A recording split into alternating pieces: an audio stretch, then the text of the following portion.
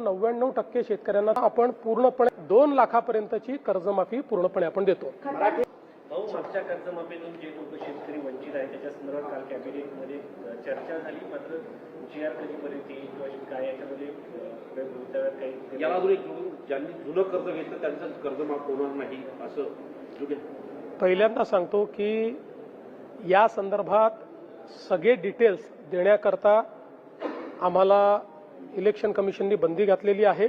तथापि press note काढायला बंदी नव्हती म्हणून प्रेस नोटच्या माध्यमातून सगळे डिटेल आम्ही दिलेले आहेत। ते जर नीट वाचलं तर सगळे कन्फ्युजन दूर होतील। 56 लाख शेतकऱ्यांना 36,000 कोटी रुपयाची कर्जमाफी आपण करतो। यामध्ये ज्या लोकांनी यापूर्वी कर्ज घेतलेलं आहे, जे थकीत आहेत, असे सगळे लोक आपण कव्हर केलेले आहेत। केवळ 2020 ला ज्यांना कर्जमाफी मिळाली आणि जे पुन्हा थकीत आहेत असं दाखवत आहेत किंवा झालेले आहेत, यांच्या संदर्भात काही रेस्ट्रिक्शन आपण टाकले आहेत। तो नंबरही मोठा नाही आहे।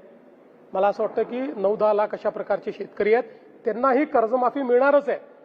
पण वारंवार म्हणजे 17 ला मिळाली, 20 ला मिळाली आणि पुन्हा 26 ला, तर यातनं बँकिंग हे पूर्णपणे कोलॅप्स होईल आणि म्हणून बँकिंगही कोलॅप्स होऊ नये आणि शेतकऱ्यालाही मदत मिळाली पाहिजे म्हणून त्यांच्यापुरतं काही अटी आपण टाकलेल्या आहेत।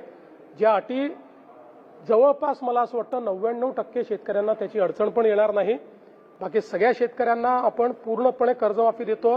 तो 15चा आहे का 16चा आहे का 14चा आहे हे देखील आपण बघितलेलं नाहीये आणि 2 लाखापर्यंतची कर्जमाफी पूर्णपणे आपण देतो।